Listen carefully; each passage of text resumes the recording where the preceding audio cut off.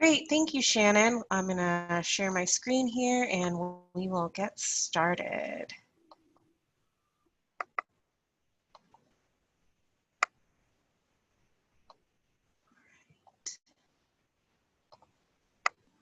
Okay, hello everybody. My name is Brenna Lanou. I am the Emergency Operations Center Director here at Great Plains Tribal Leaders Health Board. I'm here to provide an overview of what we've been doing in our EOC for about the probably past 6 months. It feels like 5 years, to be honest, with how busy we've been. But I'll give you an overview of what an EOC is and how ours works. So, what is an emergency operations center? Well, it's a physical or virtual location that provides direction, coordination, and support to an incident or emergency. They do disaster management and they strategize response to an emergency situation. The major function is to ensure the continuity of operation while responding. We also gather and analyze data, and we help to make decisions on how to protect life and property concerning the incident, and we disseminate those decisions and that data that we collect to share information about the situation or incident. Emergency operations centers, or EOCs, are just one aspect of emergency response. So you can have a couple types of emergency operations centers. You can have one that's permanent, like the one we're trying to set up here or working on setting up here at the health board, that operates all year round, and it tends not to just focus on the incident. While we are currently responding to an incident, our major reason for setting up the EOC is to have a permanent place to plan and respond and prepare for any event or any incident or emergency that our tribes could face. So we also use professionals from across the world and across the United States to help us respond using what we call a standard incident command system. And so those are all aspects of a permanent EOC. Then we have something that I'm calling an incident-bound EOC, where it's solely activated to respond to a single incident. And then that emergency operations center is no longer operating once the incident has been completed or all the response to it has been completed. And they also would use professionals from across the world to respond using that standard incident command system. Pictured here, you can see some of the things an EOC might respond to. You might respond to the aftermath of a blizzard. We've got that beautiful image I'm sure you're all used to seeing, is that COVID-19 guy there. So that's currently what we're responding to. An EOC might respond to a fire or a flood as well. But this is not the only thing an EOC would respond to. So I said we use an incident command system. This is from the National Incident Management System. So this is what FEMA uses. A lot of fire departments will use an ICS structure as well. So the We Are Warriors EOC has looked to decolonize the ICS NIMS system to better serve our Indigenous community in Rapid City and the tribal nations of the Great Plains. So ICS is simply a standardized system of incident management. Anybody can access the training. It's free through FEMA, and it's used not just for those disasters or pandemics like the one we're in. You can use it for planned events. So for example, our EOC used our ICS structure to help plan a mass testing event. And so while that we looked at and structured it as an incident within an incident, right? So we treated our mass testing event as its own separate thing that needed to be planned, staffed, and we call it a hot wash. So at the end, we would do a survey and talk to everyone who was in that event and try to make our next one better. So some of the benefits and characteristics of ICS is that there is a standardization that allows coordination of the response across multiple jurisdictions and agencies. It establishes common practices for incident level planning and managing resources. And those resources are then integrated into a common structure. It clarifies the chain of command, so you only have one individual making certain decisions in each area. And it provides an orderly, systematic planning process, and it comes with a pre-designed management structure. And it also fosters diverse interagency cooperation. And so those are some of the standard features and general ways in which ICS works, and that's kind of the system that we're using here at the EOC. So what we've done is we've taken those standard titles and moved them to culturally responsive working sections. So some standard sections that you might see from the National Incident Management System are the command section, and then your functional level, which includes operations, planning, logistics, finance administration, and intelligence gathering. So while we still use those terms, what we've done is we've kind of put our intelligence gathering into our command section and our operations section into the command as well. And our planning section and resources section are pretty much the same, except for we don't use the word logistics. We say resources, because we're not just dealing with items, we're dealing with people. So, you know, your staff is considered a resource. So in our team, we consider what the people we have on staff can do and where they should be placed. And that's all part of our resources section. We also have a situational awareness section, which is also part of intelligence gathering. And what our situational awareness section does is they compile a report every day letting us know any changes in the incident we're responding to. So that would be every day we get updates on COVID-19 numbers from the 4 states in our region, and we get weather updates, anything you can think of. It goes in our situational awareness report that's delivered every day to our team. And then our finance and administration section, we never really had to create a finance and administration section because we're extremely lucky that the health board has those tools and those folks available to advise us and help us properly document our financial stuff and administer all that paperwork and stuff. So that's kind of how we've started to transition into that culturally responsive model. So currently, this is what our Emergency Operations Center structure looks like. We have our emergency manager, and our emergency manager is Annie Lloyd. She acts as our safety officer and the part of our command staff. You have me, the Emergency Operations Center director, and I take on the command staff, finance and administration, resources and planning. And you have our program manager, Lisa Paniska, and she's heads up our resources, planning, and situational awareness sections. And then we have our program coordinators, Kathy Sharp and John Frazier, who do our operations and resources.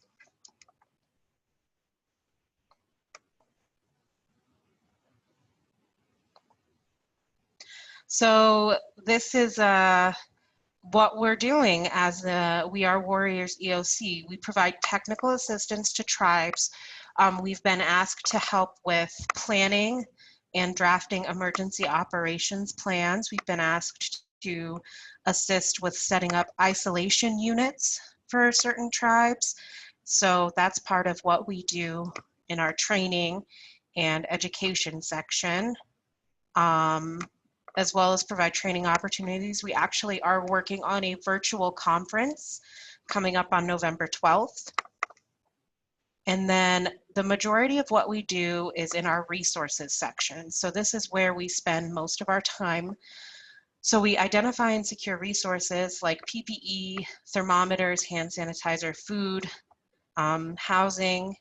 And one of the trainers I had often, he called the resources section the disaster within the disaster.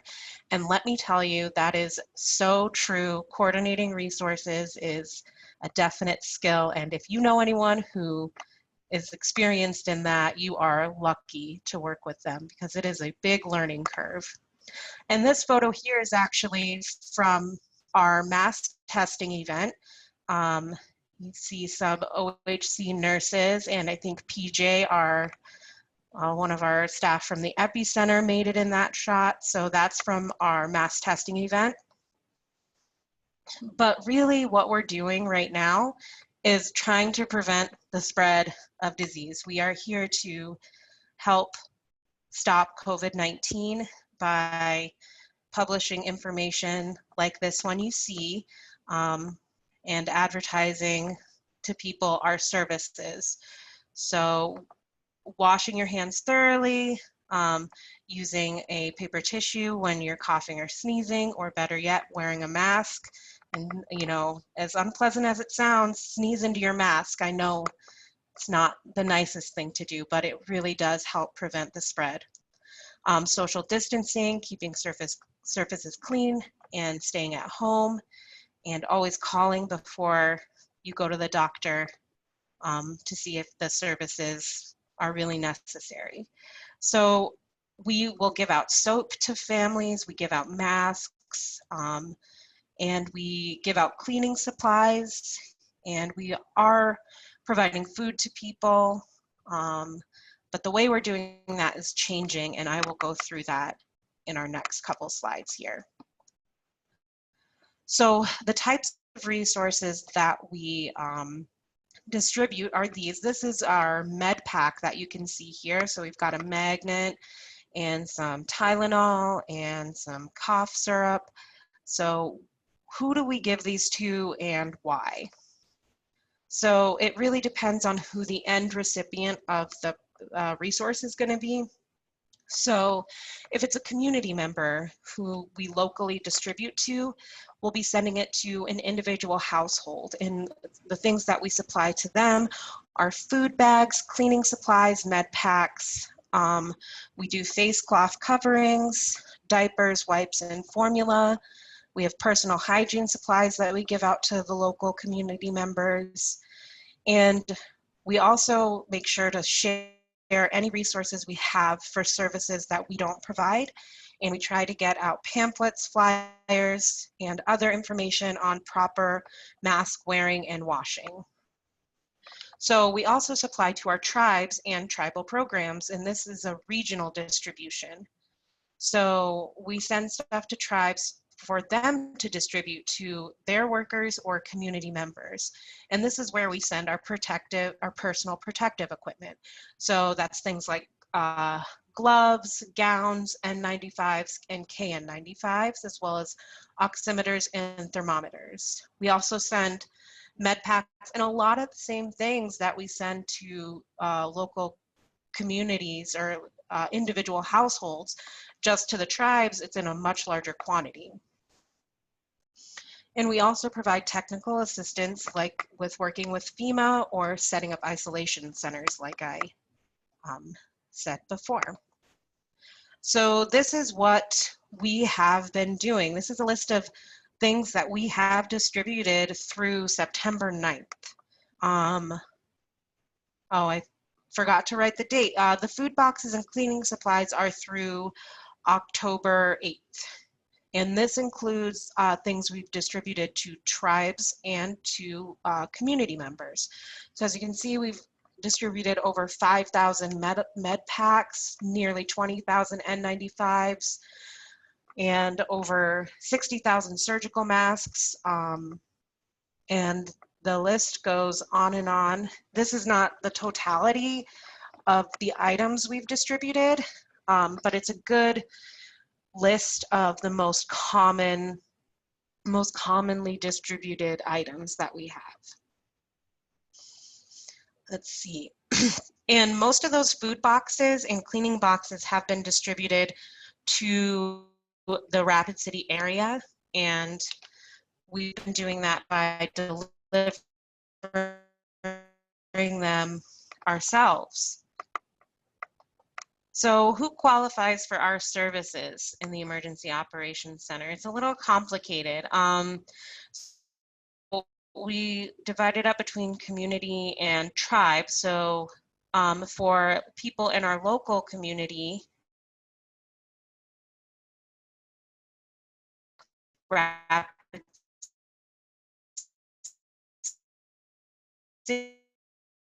City, box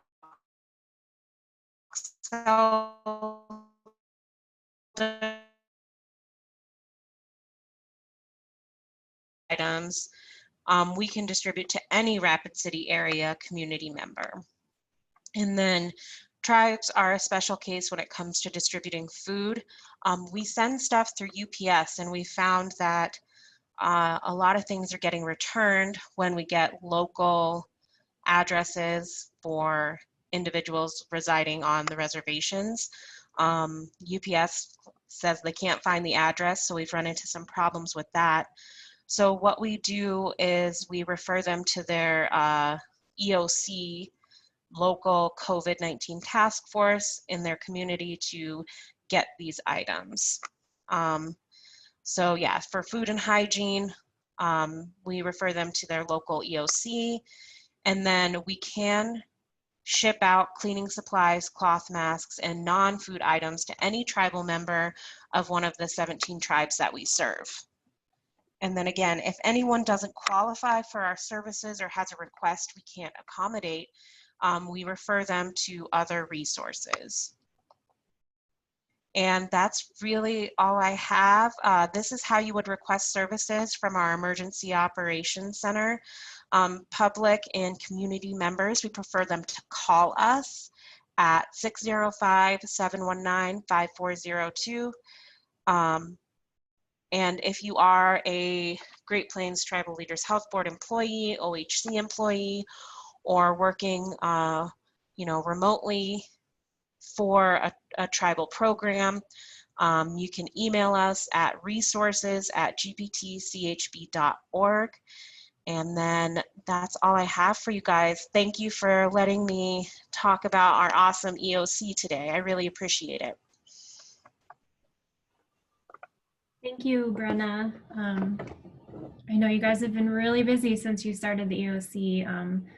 So you guys have been doing some really great things. I did forget to mention at the beginning that there is a Q&A section down at the bottom of your screen. If you have any questions for our presenters today, please feel free to type your questions into that Q&A box.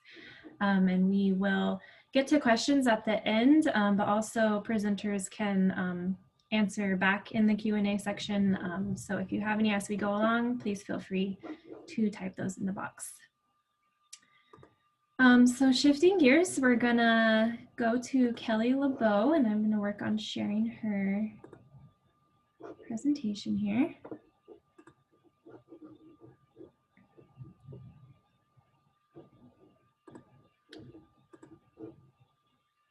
And I will hand it over to you, Kelley, to talk about the Honor Every Woman program.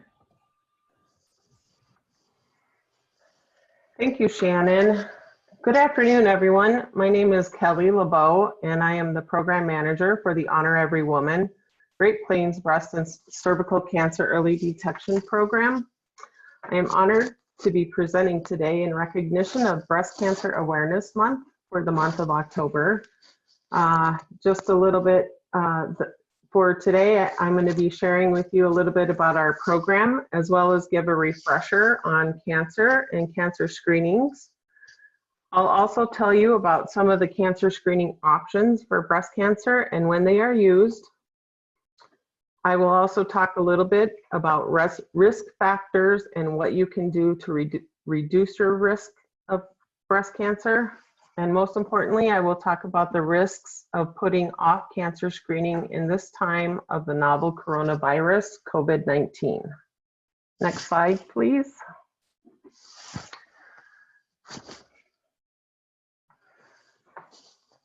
So the Honor Every Woman program was funded in 2017 to increase breast and cervical cancer screening among American Indians, Alaska Natives in the Great Plains area. Honor Every Woman's region includes North Dakota, South Dakota, Nebraska, and Iowa, and covers 17 facilities and 1 service unit.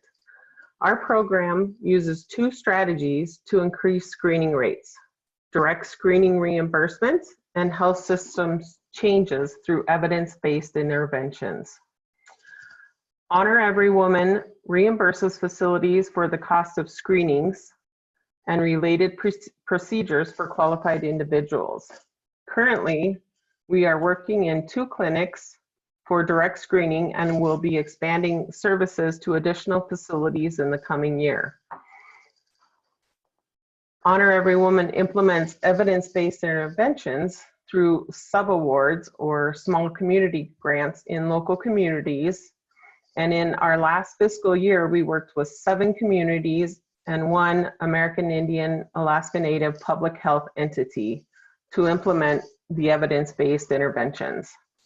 This year, we will be working with 9 communities and 1 public health entity. Patients that qualify for our program for direct screening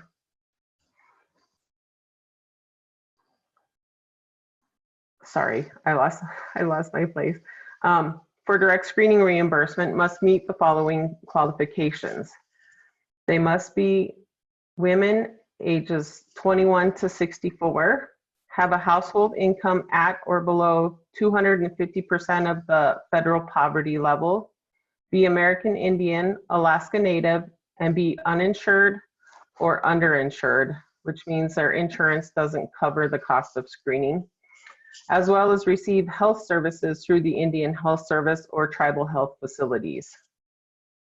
Medicaid and Medicare recipients do not qualify for services with the Honor Every Woman program. Next slide, please.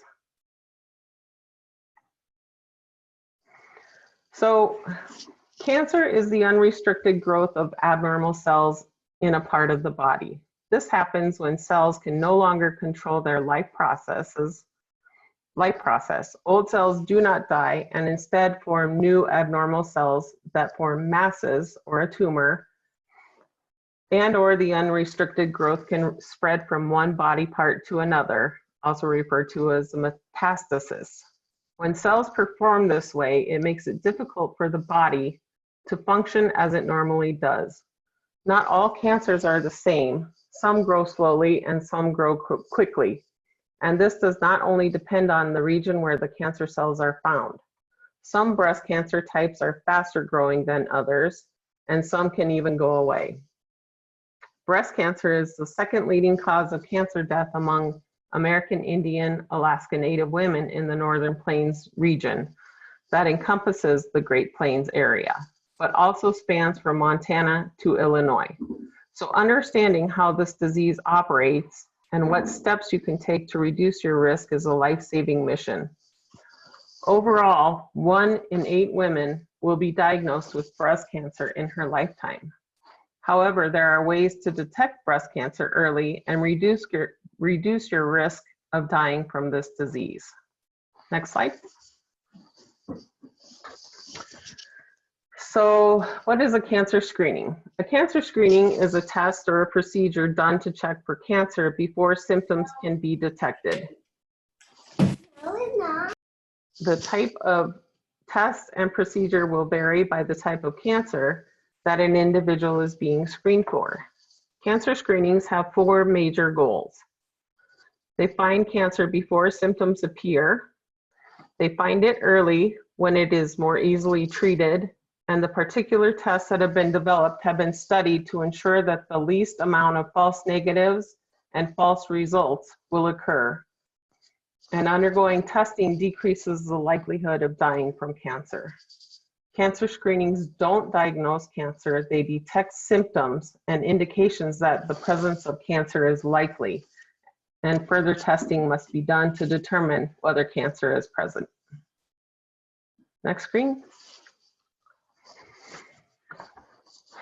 So for breast cancer detection, a mammogram is an X-ray of the breast performed by a qualified medical professional at an FDA certified facility.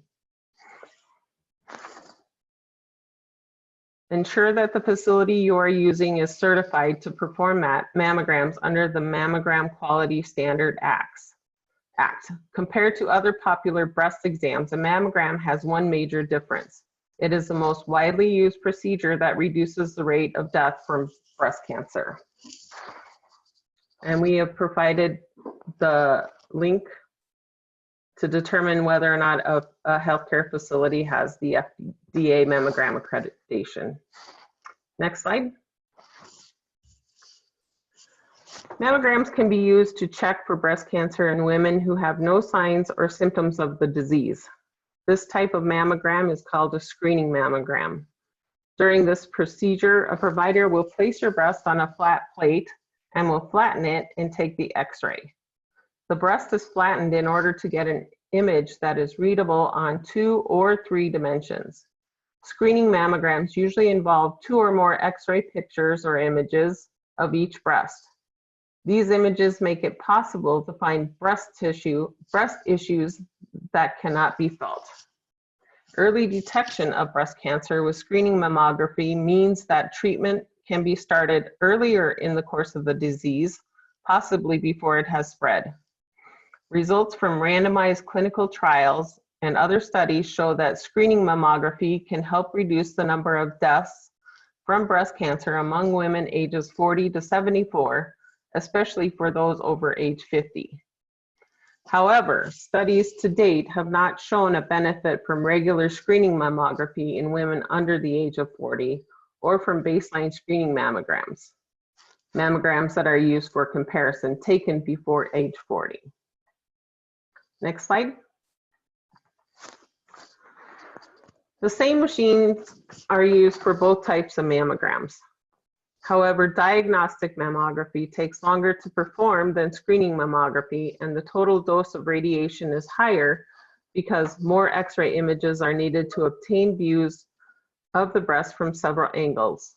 The technologist may magnify a suspicious area to produce a detailed picture that can help the doctor make an accurate diagnosis. A diagnostic mammogram can also look at changes over time that are observed during a screening mammogram, or to view breast tissue when it is difficult to obtain a screening mammogram because of special circumstances, such as the presence of breast implants. Radiologists use a uniform system to categorize results from a screening and diagnostic mammogram. This table lists the categories from the Breast Imaging Reporting and Database System, also known as BI-RADS classification system. Next slide. Screening MRIs are always used in conjunction with mammography. Screening MRIs are not recommended alone as a screening exam. MRIs can miss some cancers that mammograms can catch and detect things mammograms can miss. This imaging test is often used for women who carry a harmful mutation in the BRCA1 gene or the BRCA2 gene. Women with these mutations have a high risk of breast cancer, as well as increased risk for other cancers. For more information on this, see the BRCA mutations cancer risk and genetic testing fact sheet and the PDQ breast cancer screening summary. Next slide, please. Breast ultrasound. This may be done in addition to a mammogram as a follow-up to an abnormal result, or used if you have particularly dense breast tissue. A mammogram may not be able to see through the tissue. Mammography uses radiation, but ultrasound does not. This makes it safer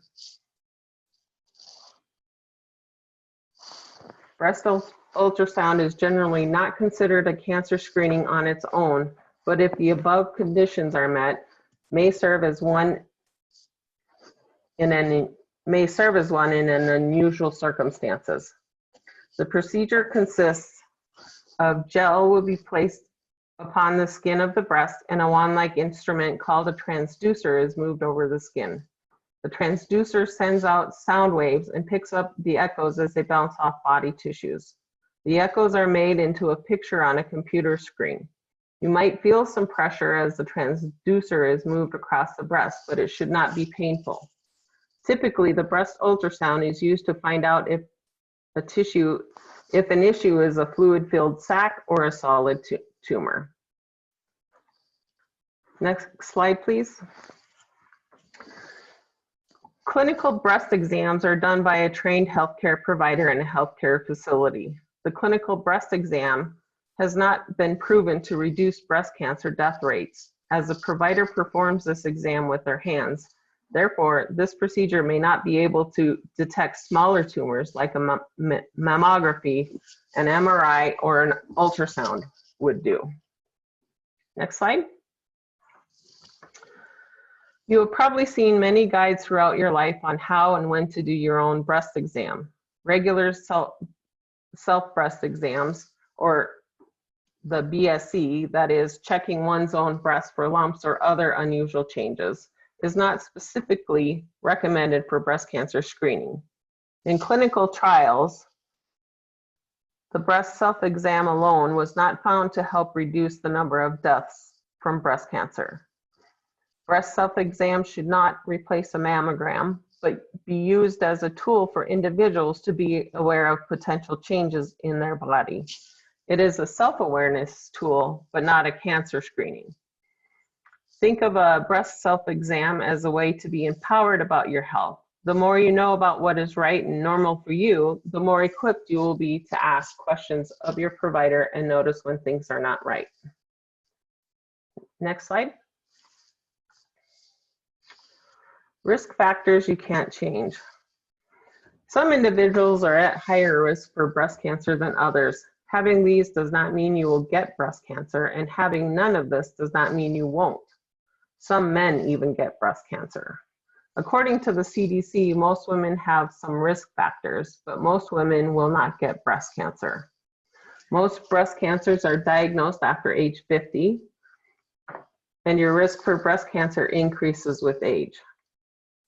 Family history. Your risk increases if a mother, sister, or daughter have had breast cancer or have multiple people on either side of your family that have had breast cancer. Even having a first-degree male relative with breast cancer raises a woman's risk. Genetics, certain genetic mutations increase your risk. Ask your provider if genetic testing is right for you in order to determine your risk. Reproductive history. Periods before age 12 and menopause after age 55 expose women to hormones longer and increase the risk. Density. Women with dense breasts are more likely to get breast cancer. Mammograms also have a hard time seeing through connective tissue, making detecting breast cancer harder for women with dense breasts. Previous treatment with radiation, especially before age 30, can increase the risk. And if you or your mother took DES during pregnancy, you are at higher risk. If these apply to you, make sure to talk to your medical provider about what that means for you and your screening recommendations. If your risk is higher than average, you may need to consider, along with your provider, whether or not to modify the type and timing of your breast cancer screening. Next slide. Reducing risk. Although you can't change your genetics or the history of medicine you have already taken, you can become more active by walking and moving throughout the day and working on increasing activities to reduce your risk. Limit your alcohol consumption to not more than 1 per day for women and 2 per day for men. Perhaps the most important thing you can do is remain an active participant in your healthcare, by asking questions and keeping your provider informed on how you feel and what is going on with you. Remember that breast self-exams are a tool for self-empowerment and are a way to inform your provider about any changes. You don't need to find a lump to tell your provider about skin changes, and texture changes are things that will help your provider determine what is best for your health. Remember to talk to your family about this disease and history. Next slide. Screening guidelines. When should you get screened? Women of average risk should get screened starting at age 50, every 2 years until the age of 74. Before 50, talk to your provider about your risk factors, both changing and unchanging, and work to determine the best course for you. Next slide, please.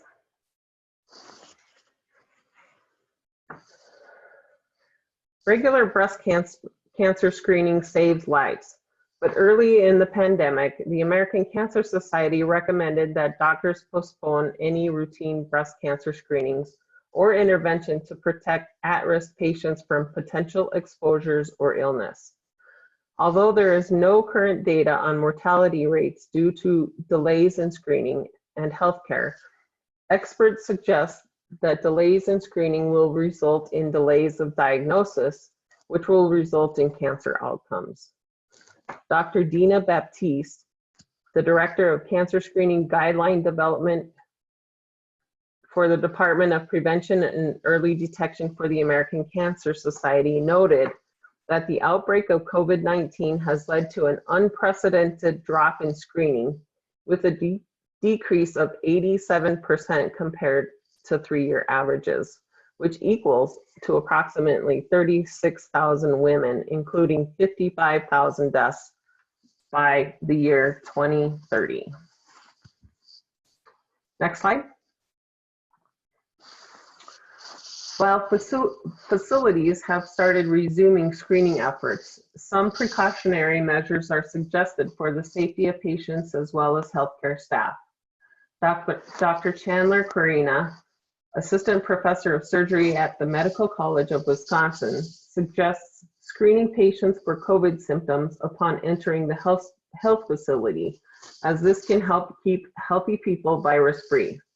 Also, having employees complete daily screenings prior to entering the building will add extra precautionary measures.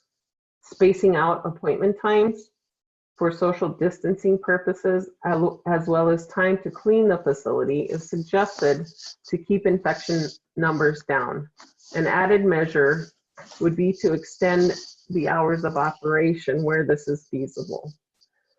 By not allowing patient companions, unless medically necessary, into the facility can also help reduce the spread of infection.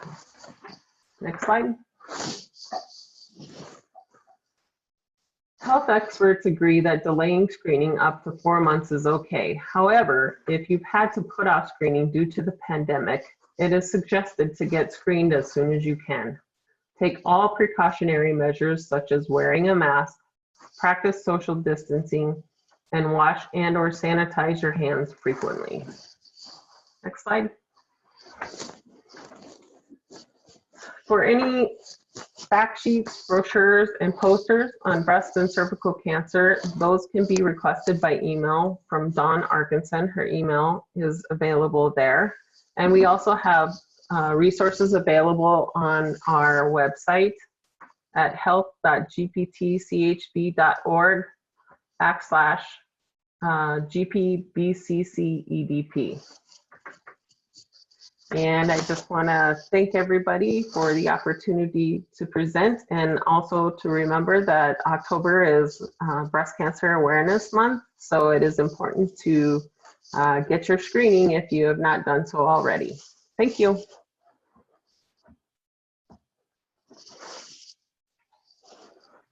Great, thank you, Kelley, and again, thank you, Brenna, both for presenting on some of the great programs we have here at the Great Plains Tribal Leaders Health Board. If anyone has any questions for either of our presenters, again, please feel free to use the Q&A box Or if you prefer, you can click on the raise hand button and I can unmute you if you would rather ask your question that way.